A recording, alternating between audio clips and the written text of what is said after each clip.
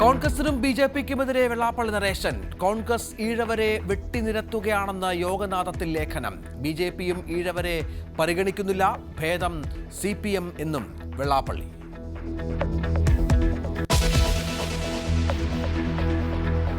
തിരുവനന്തപുരം ധനുവച്ചപുരത്തെ nursing assistant Selinamma മരിച്ചതെങ്ങനെ?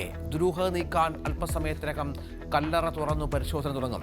കഴിഞ്ഞ മാസം 17 മരിച്ച സെലീനാമയുടെ കല്ലറ തുറന്ന് അന്വേഷണം നടത്തുന്നത് ബന്ധുക്കൾ പരാതി ഉന്നയിച്ചതോടെ.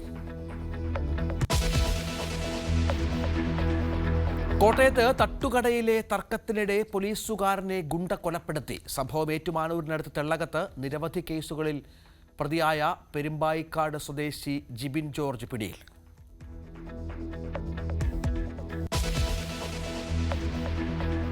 രണ്ടു വയസ്സുകാരിയെ കിണറ്റിലെറിഞ്ഞ് കൊന്നതെന്തിനെന്ന് കണ്ടെത്താനാവാത്ത പോലീസ്. ദുരൂഹത നീക്കാൻ അമ്മാവൻ ഹരികുമാറിനെ ഇന്ന് കസ്റ്റഡിയിൽ വാങ്ങും.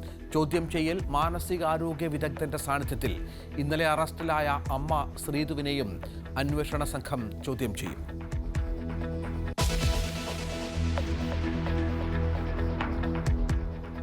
നെന്മാറയിലെ ഇരട്ടക്കൊലക്കേസ് പ്രതി ചെന്താമരയുമായി നാളെ തെളിവെടുത്തേക്കും. കസ്റ്റഡിയിൽ കിട്ടാൻ ഇന്ന് അപേക്ഷ നൽകും. തെളിവെടുപ്പിനിടെ ജനങ്ങളുടെ പ്രതിഷേധ സാധ്യത.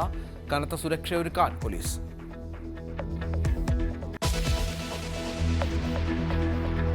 കോഴിക്കോട്ട് സ്വിഗ്ഗി ഡെലിവറി ബോയ് റോഡരികിൽ മരിച്ച നിലയിൽ. മൃതദേഹം കണ്ടെത്തിയത് തൊണ്ടയാട് ബൈപ്പാസിൽ നിന്നുള്ള ഇടറോഡിൽ.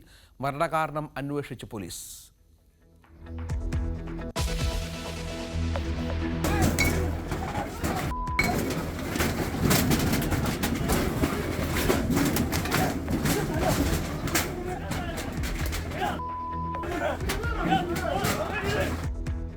അടൂർ തെങ്ങമത്ത് കടയിൽ കയറി കയ്യൂക്ക് കാട്ടി യുവാക്കൾ. ആക്രമണം മദ്യലഹരിയിൽ. കടക്കാരനെ തലങ്ങും വിലങ്ങും തല്ലിയത് നിരവധി കേസുകളിലെ പ്രതികൾ.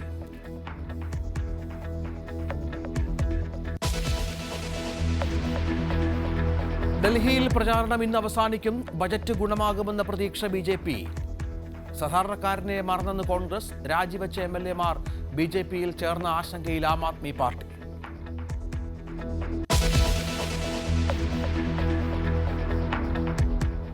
ബജറ്റും വഖഫും പാർലമെന്റിനെ ഇന്ന് ബഹളമയമാക്കാൻ സാധ്യത. ബജറ്റിനെതിരെ ഇരുസഭകളിലും പ്രതിഷേധിക്കാൻ പ്രതിപക്ഷം. സാധാരണക്കാരനെ മറന്നെന്നും ഡൽഹിക്കും ബീഹാറിനും മാത്രം പരിഗണനയെന്ന് വിമർശനം. വഖഫ് JPC റിപ്പോർട്ട് ലോക്സഭയിലെത്തും. പ്രതിപക്ഷത്തിന്റെ നിർദ്ദേശങ്ങൾ പരിഗണിച്ചില്ലെന്ന് പരാതി.